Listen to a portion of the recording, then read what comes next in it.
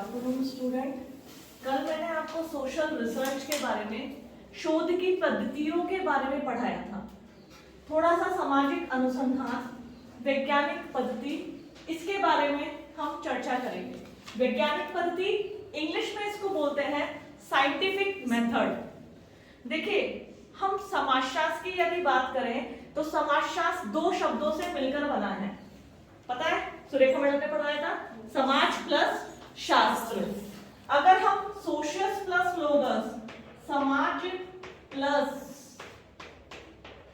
शास्त्र, इसको देखें तो समाज का वैज्ञानिक तरीके से अध्ययन करना समाजशास्त्र है। इस शब्द का अर्थ ले, दो शब्दों से मिलकर बना है, सोशियस प्लस लोगस, समाज का वैज्ञानिक तरीके से अध्ययन करने वाला विषय समाजशास्त्र।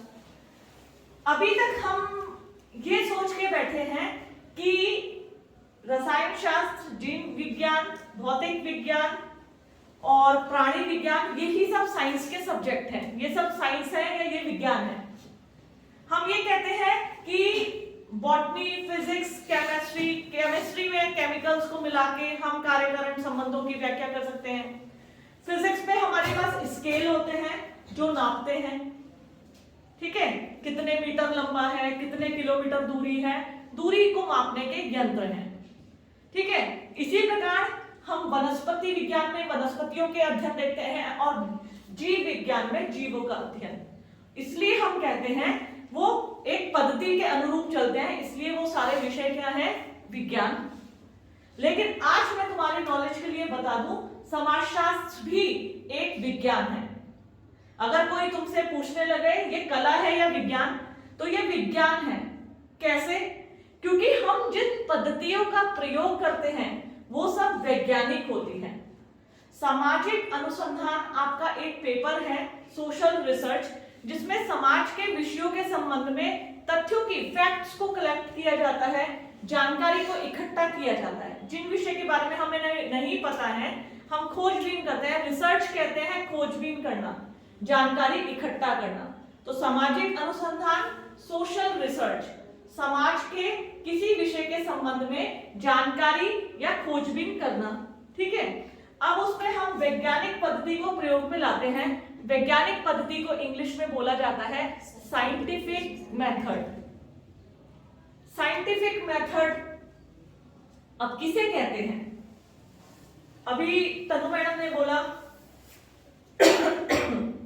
कि केमिस्ट्री, भौतिक विज्ञान, फिजिक्स, बॉटनी, जूलॉजी, ये सब साइंस है। और साथ ही साथ ये भी बोल दिया कि समाजशास्त्र भी एक विज्ञान है, क्योंकि बच्चों समाजशास्त्र में अध्ययन के लिए जिन पद्धतियों को प्रयोग में लाया जाता है वो वैज्ञानिक है।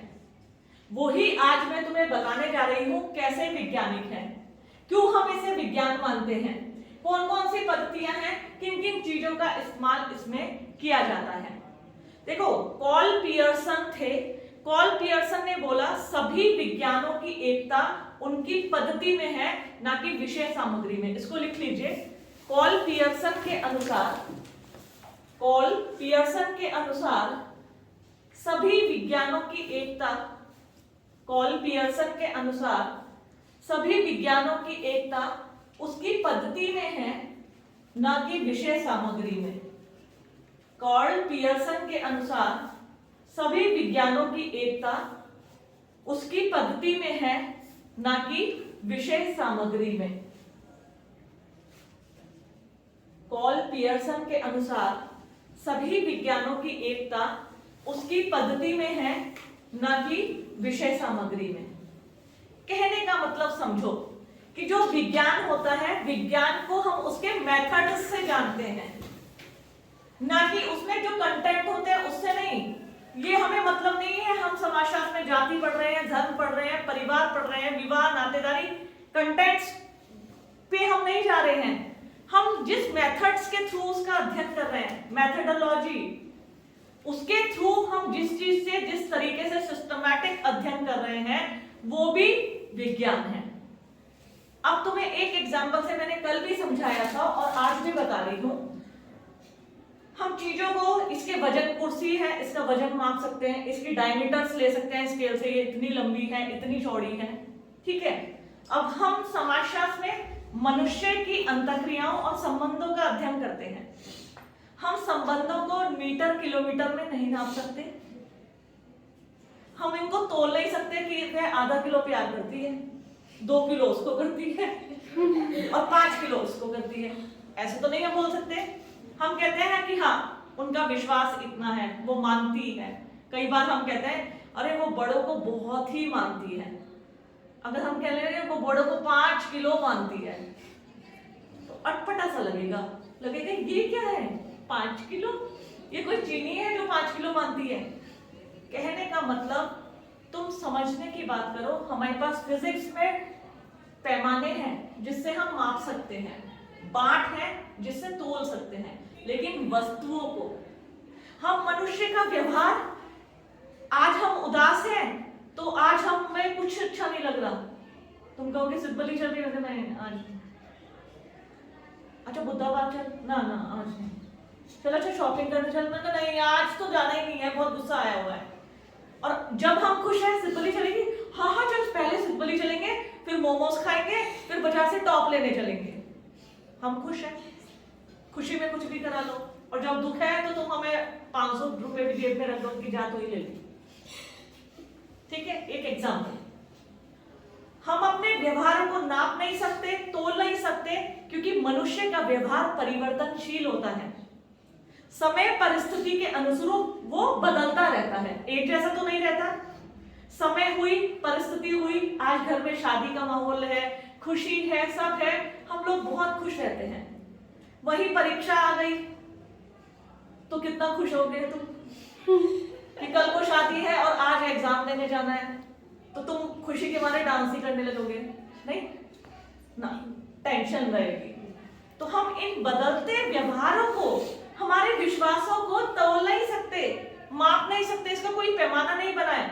लेकिन हाँ, समाजशास्त्र में कुछ समाजशास्त्रियों ने व्यवहारों को नापने के तरीके बनाए हैं, कुछ तुलनात्मक, मैंने कल तुम्हें शोध की पद्धतियां बताई है, कुछ परिस्थितियों से पहले, परिस्थितियों के आने के बाद, सौतेली माँ के आने से पहले बच्चे का व्यवहार और घर में सौतेली माँ के आने के बाद बच्चे का व्यवहार, क्या कुछ परिवर्तन हुआ है? तो कि हाँ बहुत हुआ है, बच्चा उद्दंडी हो गया है, क्राइम करने लगा है, पैसे की चोरी करने लगा है, बातों को छुपाने लगा है, तो कहीं ना कहीं वो सौतेली माँ रिस्पॉन्सिबल है। हम इन पैमानों को इस्तेमाल में ला सकते हैं, तुलनात्मक पद्धति को, समाजनीति पैमाने को, सामाजिक दूरी पैमाने को, इन सब चीजों को प्रयोग में लाते हैं, जिससे हम कहते हैं कि समाजशास्त्र भी एक विज्ञान है। तो बच्चों, वैज्ञानिक पद्धति कहते हैं साइंटिफिक मेथड, जिस पद्धति को हम अध्ययन के लिए प्रयोग में ला रहे हैं। साइंटिफिक मेथड, वैज्ञानिक पद्धति, ध्यान से समझना, जिस पद्धति के माध्यम से हम जब कोई कार्य करते हैं उसे कहा जाता है साइंटिफिक मेथड, वैज्ञानिक पद्धति। वैज्ञानिक पद्धति की विशेषताएं समाजशास्त्र में क्या होती है? सबसे पहले देखिए, ज्ञान का आधार वैज्ञानिक पद्धति है। हम समाजशास्त्र में जिन चीजों के माध्यम से घटनाओं को, उनके कार्य कारण संबंधों को जानते हैं, उन ज्ञान का आधार क्या है? वैज्ञानिक पद्धति, साइंटिफिक मेथड है। आगे चलते हैं, अवलोकन द्वारा तथ्यों को एकत्रित किया जाता है। एक टर्म आया है अवलोकन, इसे इंग्लिश में बोलते हैं ऑब्जर्वेशन। ऑब्जर्वेशन, तुम टहलने जा रहे थे, मेरी बात को समझना, ठीक है, तुम टहलने जा रहे थे और सिद्धबली की साइड जा रहे थे, यही सड़क पर, फिर तुमने देखा अचानक से, तुम सीधे जा रहे थे, सामने की साइड से एक ट्रक आ रहा था, ट्रक में क्यों क्यों क्यों क्यों क्यों आवाज लगाई, ब्रेक लगने की इतनी देर में वो नीचे गिर गया। तुम्हारी आंखों के सामने वो घटना घटित हुई। अब मैं पूछने लगी, अंजलि वो कैसे गिरा? तुम कहो कि मैडम मैं जा रही थी और मुझे ब्रेक की आवाज आ रही थी, मुझे लग रहा था कुछ होने वाला है, एकदम साउंड ऐसी आई और मेरी देखते देखते वो आंखों के सामने गिर गया। अवलोकन बोलते हैं अपने आंखों से देखना और कानों से सुनना, ऑब्जर्वेशन। हम कई बार पेशेंट को कहते हैं कि ये डॉक्टर के ऑब्जर्वेशन में है, आईसीयू में, बात को समझो मेरी। हम पेशेंट को कहते हैं कि ये पेशेंट डॉक्टर के ऑब्जर्वेशन में है 24 घंटे के लिए, क्योंकि खतरा टला नहीं है, ये खतरे में है। Observation in the sense, doctor उस 24 घंटे में नर्सों को छोड़े रखता है और कहता है यदि छोटी भी इसकी आंखें खुले तो मुझे बताना, कोई घटना हो, हाथ पैर हिले तो मुझे बताना, कुछ भी इनके साथ हो सकता है तो आप इनके साथ आईसीयू में, इंटेंसिव केयर यूनिट बनी रहती है, यानी डॉक्टर के ऑब्जर्वेशन में। आंखों से देखना जब तक, कानों से सुनना। ऐसे नहीं है कि मेरे सामने घटना घटित नहीं हुई, मैं जा रही थी, देखा तो ट्रक पहले से ही गिरा था, कोई मुझसे पूछने लगा अरे पीते आ रहा था, बॉटल थी उसके हाथ में, ड्राइवर के हाथ में, पी रहा था, मुझे तो पहले ही पता था कि वो गिरेगा, क्योंकि वो पी रहा था, नशे में गाड़ी चला रहा था, जबकि तुम तो वहां पर थे ही नहीं। इसको हम ऑब्जर्वेशन नहीं बोलेंगे, क्योंकि हम वहां मौजूद नहीं थे। जिस बात में हम जहां मौजूद थे, हमने अपने आंखों से किसी इवेंट को, घटना को घटित होते देखा, कानों से सुना है, तब हम उसे बता सकते हैं। तो अवलोकन द्वारा तथ्यों को एकत्रित। सामाजिक अनुसंधान में जितनी भी घटनाएं होती हैं जो मनुष्य से संबंधित, उनके संबंधों से संबंधित, उनमें अवलोकन द्वारा फैक्ट्स को इकट्ठा किया जाता है। अवलोकन द्वारा जब तक देखा नहीं जाता, जब तक सुना नहीं जाता, तब तक हम उसे सही नहीं मानते हैं। तो अवलोकन यानी ऑब्जर्वेशन द्वारा यहाँ फैक्ट्स को कलेक्ट किया जाता है। ऑब्जर्वेशन पे मेरी एक बहुत बड़ी वीडियो बनी हुई है, अभी काम की नहीं है, आगे आने वाले सेमेस्टर में काम में आएगी तुम्हारे। तथ्यों का वर्गीकरण और विश्लेषण। तथ्य बोलते हैं फैक्ट्स। फैक्ट्स मतलब जैसे अभी अभी एक एक्सीडेंट हुआ हमारी मेमोरी में, वैसे ही हमने उदाहरण बनाया था। अब उसका हमने फैक्ट्स इकट्ठा किए लोगों से पूछकर। लोगों ने बताया कि हमें ब्रेक, उसके ऐसा लग रहा था ब्रेक की आवाज आ रही थी, पक्का इसका ब्रेक फेल हुआ होगा, ठीक है। फिर जो टीम आई, टीम ने आंकड़ों को देखा, लोगों से पूछा कि भैया क्या हुआ था, लोगों से इकट्ठा कर लिया। पत्रकार आ गए, पत्रकार को देखा। फिर पुलिस की टीम आई, पुलिस ने घायलों को, हताहतों को, सबको अस्पताल पहुंचाया। फिर गाड़ी की जांच की। कई बार होता है ना केस में पूरी गाड़ी की जांच की, उस गाड़ी में ऐसी आवाज आई क्यों, तो पता चला वास्तव में गाड़ी का ब्रेक फेल हो गया था। यानी जब तथ्यों को एकत्रित किया जाता है तो उनका क्लासिफिकेशन किया जाता है, तब उनका वर्गीकरण कहते हैं, क्लासिफाइड करना, कि यस गाड़ी के ब्रेक फेल हुए थे। ब्रेक फेल होने से उसको, ड्राइवर को कठिनाई का सामना करना पड़ा, गाड़ी रुकी नहीं रही थी, उसने भरसकर कोशिश की, उसके आगे आने वाले 2 बाइक वाले भी उड़ गए इस चक्कर में, जबकि उसकी गलती नहीं थी, क्योंकि उसकी गाड़ी का ब्रेक फेल हो गया था। तो तथ्यों का वर्गीकरण एवं विश्लेषण किया जाता है। क्या है का उल्लेख किया जाता है। क्या है मतलब घटना कैसे हुई, कब हुई और क्या था इस घटना के पीछे। इस घटना के पीछे था गाड़ी का ब्रेक फेल हो जाना। क्या है का उल्लेख किया जाता है कि घटना जो घटित हुई, क्या था उसके पीछे रीजन, क्या कारण थे, तो उस क्या है का उल्लेख किया जाता है। साथ ही साथ कार्य कारण संबंधों की विवेचना की जाती है। कार्य कारण संबंध, कार्य कारण संबंध की ब्रेक फेल क्यों हुए, क्योंकि गाड़ी पुरानी थी, ड्राइवर ने उसकी कई दिनों से जांच ही नहीं कराई थी, तार ढीले पड़ गए थे, उसको जांच करानी चाहिए थी कि मेरी गाड़ी पुरानी हो गई। पुरानी गाड़ी का वो होता है, पूरा टेस्ट होता है, कई बार साल में एक बार हमें पूरा टेस्ट कराना पड़ता है, जैसे बॉडी का चेकअप कराना पड़ता है ना, कोई तार ढीला तो नहीं हो गया, हार्ट में कोई प्रॉब्लम तो नहीं, किडनी में, माइंड में, ठीक है। कई बार कहते हैं ऐसे गुस्सा ज्यादा आने लगा है, इलाज देखो जरा कोई प्रॉब्लम तो नहीं आ गई है। ऐसे ही गाड़ियों का हमें चेकअप कराना पड़ता है। तो नाम वो मेरे माइंड से मिस, सर्विस नहीं, कुछ और कहते हैं उसका, गाड़ियों का वो कराना पड़ता है, भूल गई, चलो बताऊंगी, ये याद आ गया तो इस समय दिमाग में नहीं आ रहा। तो क्या है का उल्लेख और कार्य कारण संबंधों की विवेचना की जाती है कि घटना के पीछे क्या कारण थे। कारण थे कि उसकी चेकिंग नहीं हुई थी, उसका काफी टाइम से उसकी सर्विसिंग नहीं हुई थी, या वो उसका वो नहीं हो पाया था, जिसके कारण गाड़ी का ब्रेक फेल हो गया। सिद्धांतों की स्थापना या पूर्ण परीक्षा। जो सिद्धांत बनाए जाते हैं उनकी स्थापना की जाती है।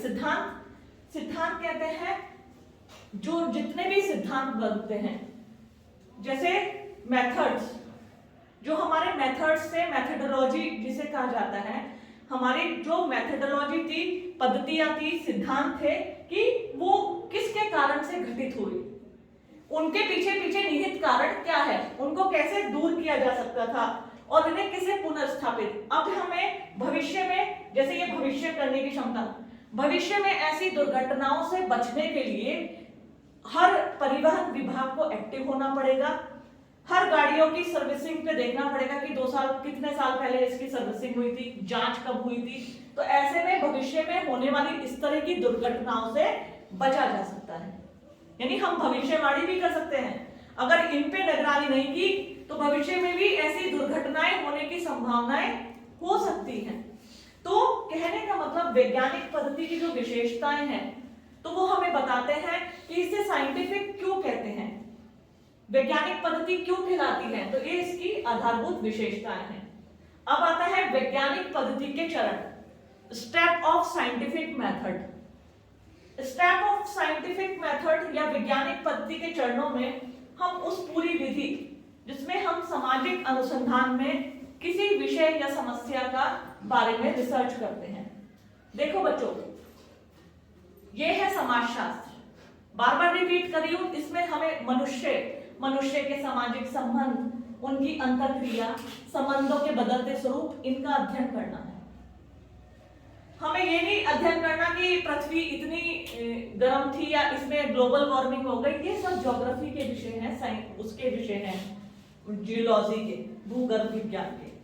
क्योंकि हम समाजशास्त्र के बारे में पढ़ रहे हैं, हमारा संबंध है व्यक्तियों के बीच संबंध, उनकी अंतरक्रिया, उनके जो बनने वाले आपसी संबंध है उनसे। और उनमें आप, यदि मैं एक और बात बताऊं, आप 4th सेम में जब आ जाएंगे, एमए के 4th सेम में, आप सभी को एक रिसर्च करना पड़ेगा।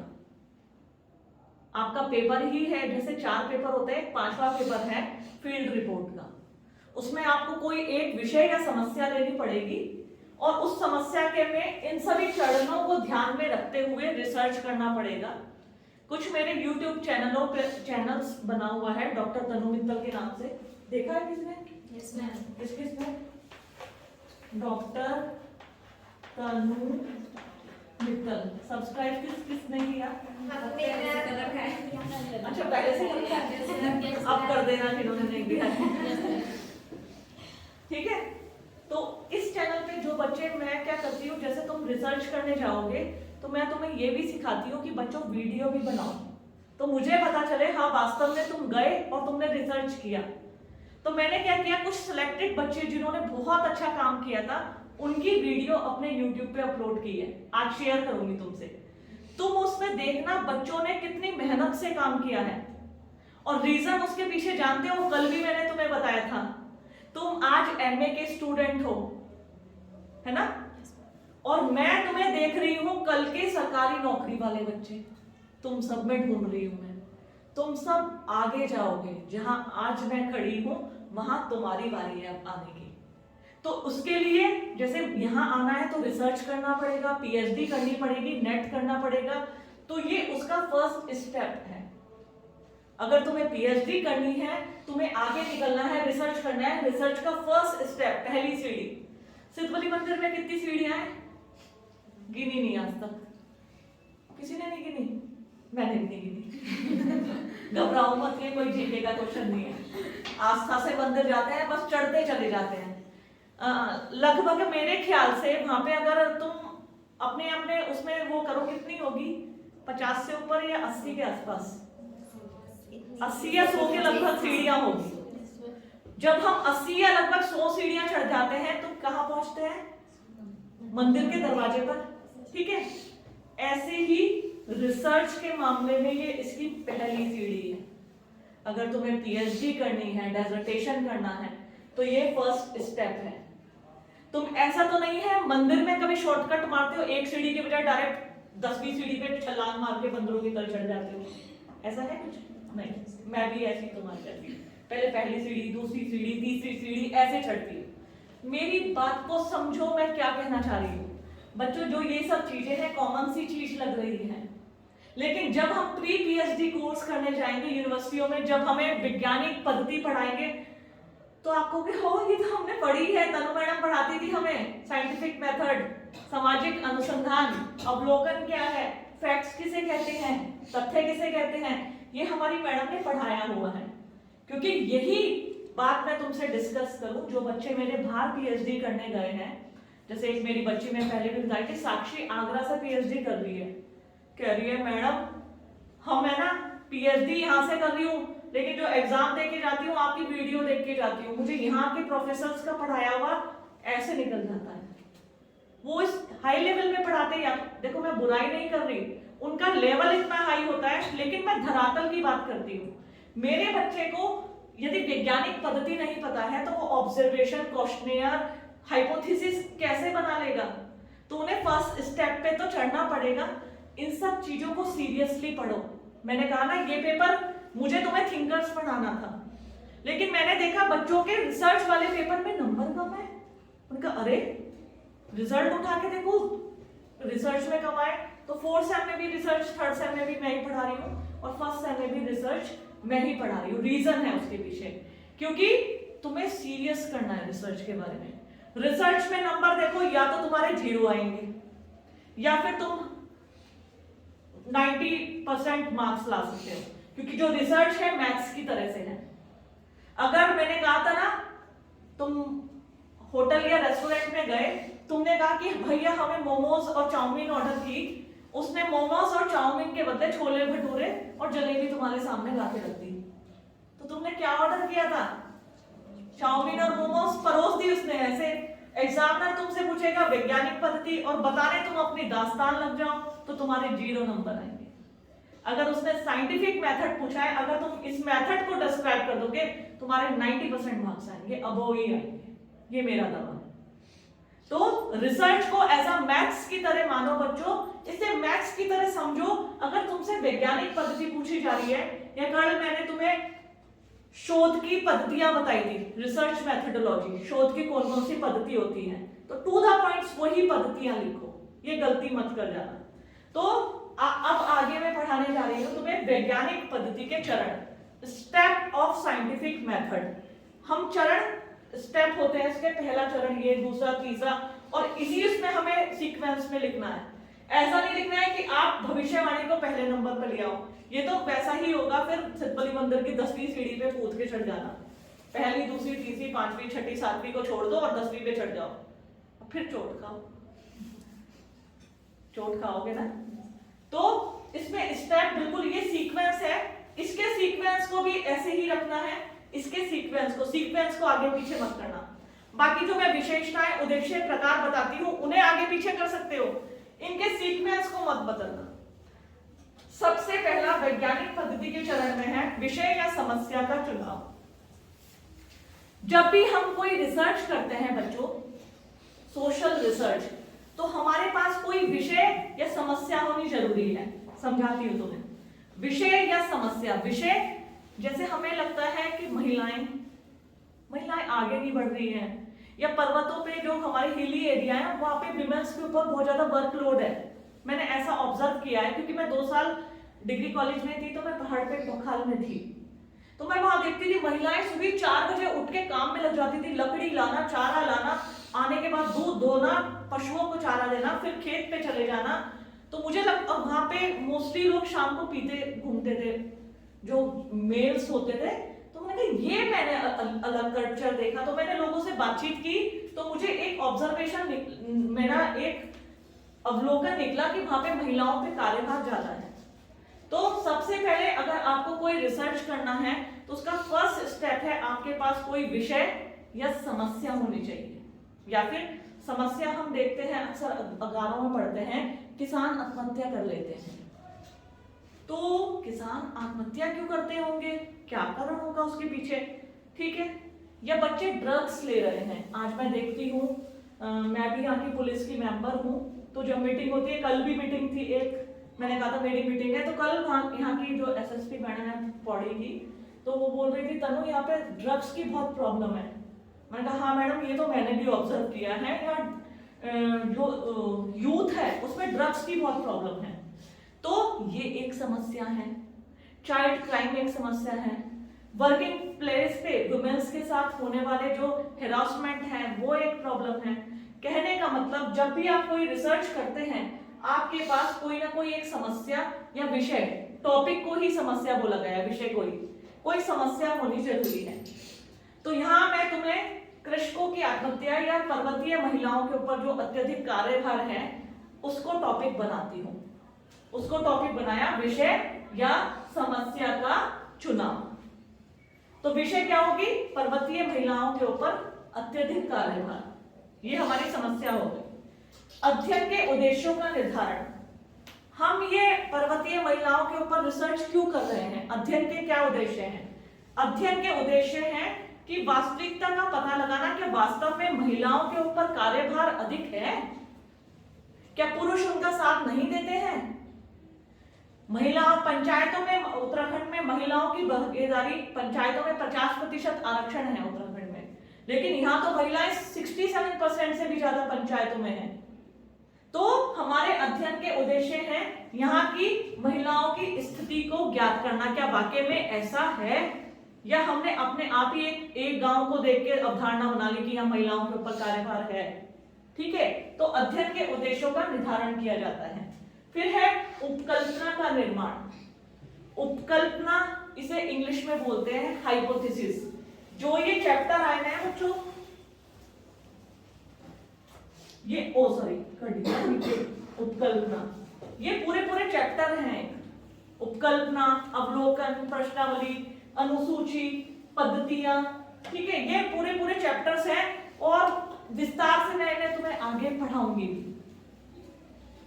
हाइपोथेसिस के बारे में आप थोड़ा सा बताती हूँ। जब भी हम कोई रिसर्च करते हैं, या इसको एक छोटे से एग्जांपल से बताऊंगी। तुम कभी केदारनाथ नहीं गए हो, ठीक है, तुमने मन में ठाना है मुझे परसों को केदारनाथ जाना है, मेरी छुट्टियां पड़ रही है और मैं केदारनाथ जाऊंगी। ठीक है, तुमने घर से अपने कपड़े रखे 2-4, ठीक है, जेब में पैसे वैसे रखे और तुम नजीबाबाद की बस पकड़ के निकल गए नजीबाबाद, और वहां ट्रेन ढूंढने लगे केदारनाथ की ट्रेन कौन सी जा रही है, भैया केदारनाथ कौन सी ट्रेन जाएगी? तो वो कहते केदारनाथ की ट्रेन, ये कोई पागल वागल है क्या?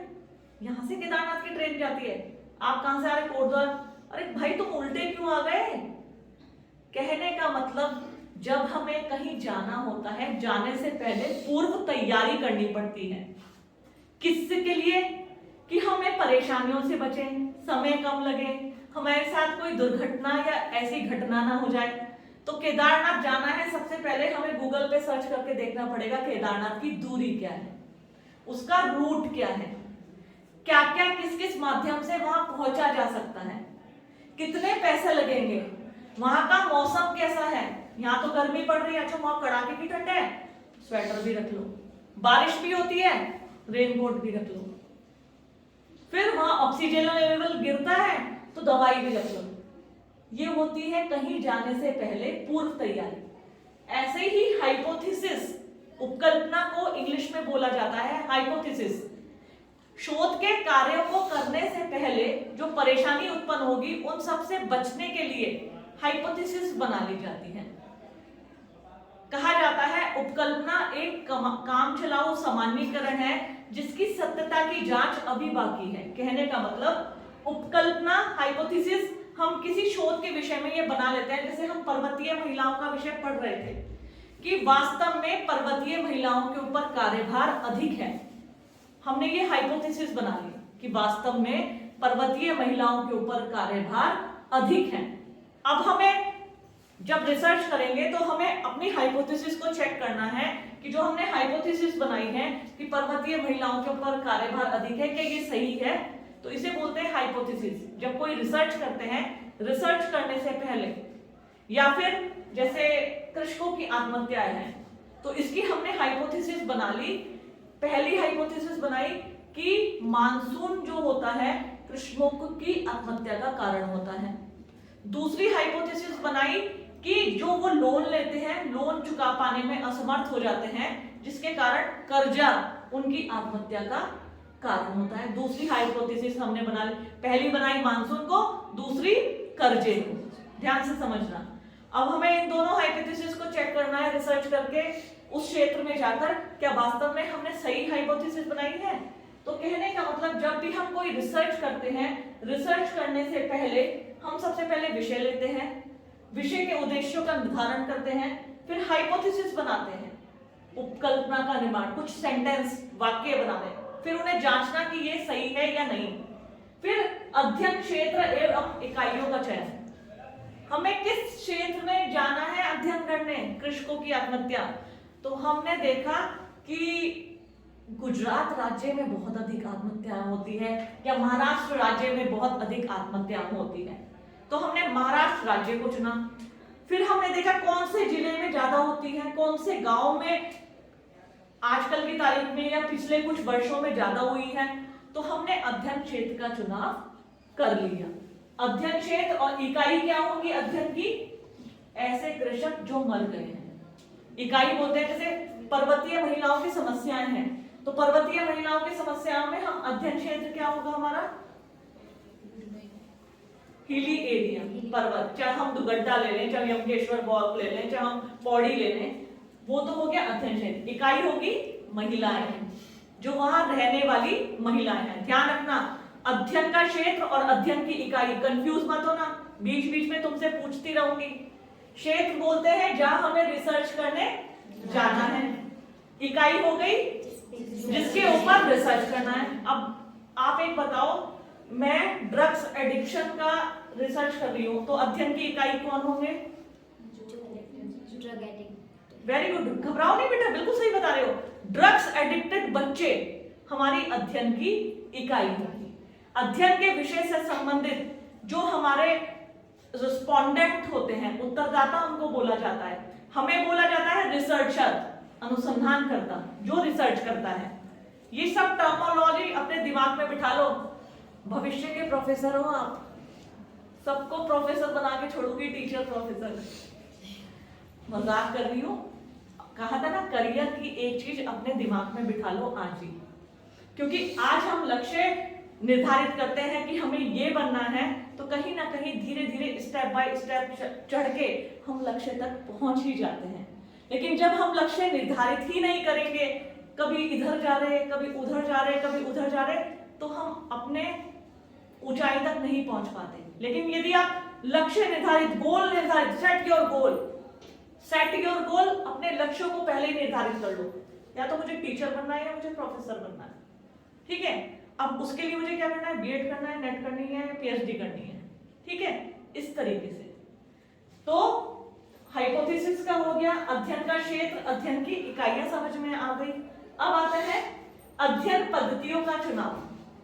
अध्ययन की पद्धतियां होती है, कल मैंने तुम्हें समझाया था ना, तुलनात्मक पद्धति, विश्लेषणात्मक पद्धतियां। कौन कौन सी बताई थी, जरा बताओ। वेरी गुड, एक्सीलेंट, समझ में आया तुम्हें। जो मैंने गुणात्मक और गणनात्मक पद्धतियां बताई थी, उन्हीं किस्में से कुछ पद्धतियों को प्रयोग में लाना है। यदि हम एक व्यक्ति का अध्ययन कर रहे हैं, तो व्यक्तिगत अध्ययन पद्धति, जो केस स्टडी था, वो कर सकते हैं। यदि हम महिलाओं के ग्रुप का अध्ययन कर रहे हैं, तो हम अध्ययन की दूसरी पद्धति, ग्रुप स्टडी या साक्षात्कार मेथड, कोई भी इस्तेमाल में ला सकते हैं, ठीक है। अध्ययन की पद्धतियों का चुनाव। फिर आ गया तथ्यों का वर्गीकरण एवं विश्लेषण। अब जो हमने अध्ययन की पद्धतियों के माध्यम से तथ्यों को इंग्लिश में बोला जाता है फैक्ट्स, मैंने कल भी बताया था, फैक्ट्स। अब जो हमने फैक्ट्स को कलेक्ट किया है, तथ्यों को एकत्रित किया है, अब उन्हें हम टेबलाइजेशन करेंगे और उनका क्लासिफिकेशन करेंगे। कैसे? हमने टॉपिक लिया था पर्वतीय महिलाओं के ऊपर की दशा कैसी है। हमने 50 महिलाओं से पूछा, 50 में से 45 महिलाओं ने बताया कि उनके ऊपर कार्यभार अधिक है। 50 महिलाओं से पूछा कि आप जॉब करती हैं, तो उसमें से 32 महिलाओं का जवाब आया वो जॉब नहीं करती हैं। 18 महिलाएं जो हैं किसी एनजीओ या किसी अपने घरेलू उद्योग या दूध के उद्योग इससे जुड़ी हुई हैं। बाकी 32 महिलाएं खेती करना, चारा लाना, लकड़ियां काट के लाना, पशुओं से दूध होना, यही उनका कार्य है। तो कहने का मतलब, जो हम फैक्ट्स कलेक्ट करते हैं, फैक्ट्स को बोला जाता है तथ्य, तथ्यों का क्लासिफिकेशन, वर्गीकरण किया जाता है और विश्लेषण, जैसे मैंने अभी बताया। कितनी महिलाएं संयुक्त परिवार में रहती हैं 50 में से, कितनी महिलाओं के कितने बच्चे हैं, वो शिक्षित है या नहीं है, शिक्षित है तो कितनी है। तो उसे कहते हैं फैक्ट्स को जब हम कलेक्ट कर लेते हैं, उनका क्लासिफिकेशन करना और टेबलाइजेशन, वर्गीकरण करना। ठीक है। फिर सामान्यीकरण या जांच। फिर हम देखते हैं कि वास्तव में जो हमने हाइपोथेसिस बनाई थी, क्या वो सही सिद्ध हो रही है? क्या हमने सोचा था कि हाँ वास्तव में पर्वतीय महिलाओं के ऊपर कार्यभार अधिक है, और जो हमने तथ्य फैक्ट्स इकट्ठा किए 50 औरतों से, अब हमने ऑब्जर्व करके देखा, उनका सामान्यीकरण और जांच करके देखी, तो हमने पाया हाँ वास्तव में पर्वतीय महिलाओं के ऊपर कार्यभार अधिक है, क्योंकि हमारे 50 महिलाओं में से 45 महिलाओं का जवाब हाँ था। 45 मतलब 90% महिलाएं ने यह माना कि उनके ऊपर कार्य का प्रतिशत बहुत अधिक है। भविष्यवाणी। भविष्यवाणी, कल को तूफान आएगा, मौसम का पूर्वानुमान, टोपी कैप सब निकाल लेना, लकड़ियां इकट्ठी कर लेना, गर्म पानी गीजर में स्टोर कर लेना, ऐसे तो भविष्यवाणी आती है। तूफान की, खराब मौसम की, पर्वतों पे अभी कल ही बारिश हुई थी हमारे उत्तराखंड में, आज भी बारिश भी हुई थोड़ी थोड़ी, मौसम भी खराब है। और मैंने मौसम का पूर्वानुमान सुना कि कई ऊंचे स्थानों पे बर्फबारी हो गई है और कल को होनी है। ठीक है, तो ये भविष्यवाणी है, किस आधार पर? मौसम के पूर्वानुमान के आधार पर। लेकिन हम भी समाजशास्त्र में भविष्यवाणी कर सकते हैं। कैसे? सौतेली मां का व्यवहार यदि बच्चे के प्रति अच्छा हो जाए तो बच्चा अपराधी नहीं बनेगा, ये हम भविष्यवाणी करते हैं। यदि महिलाओं को उनके दैनिक जीवन में सहायता मिले तो उनके ऊपर कार्यभार कम होगा, उनके कार्यों का बंटवारा अन्य सदस्यों में हो जाए तो उनके ऊपर कार्यभार कम होगा, ये हम भविष्यवाणी करते हैं। किसानों के कर्जे को यदि सरकार माफ कर दे तो किसान डर के मारे आत्महत्या नहीं करेंगे, ये हम भविष्यवाणी करते हैं। तो कहने का मतलब बच्चों, जो साइंटिफिक मेथड, वैज्ञानिक पद्धति के चरण हैं, हम किसी चीज को साइंस कैसे कहते हैं? जब हम इस स्टेप बाय स्टेप के माध्यम से किसी चीज का अध्ययन करते हैं तो ये कहते हैं वैज्ञानिक पद्धति। और वैज्ञानिक पद्धति से इकट्ठा किया गया विज्ञान जो माना जाता है वो क्या माना जाता है? वैज्ञानिक। उसे हम ये नहीं कहेंगे कि अरे ये तो समाज का है, महिलाओं का अध्ययन हुआ था, या ये किसानों की आत्महत्या, तो ये साइंटिफिक नहीं है। नहीं, ऐसा नहीं कहेंगे। हमने जिस पद्धति का इस्तेमाल किया, वैज्ञानिक पद्धति के जिन चरणों का इस्तेमाल किया, वो साइंटिफिक है। तो ये है बच्चों वैज्ञानिक पद्धति और वैज्ञानिक पद्धति के चरण। क्वेश्चन लिखिए आप लोग।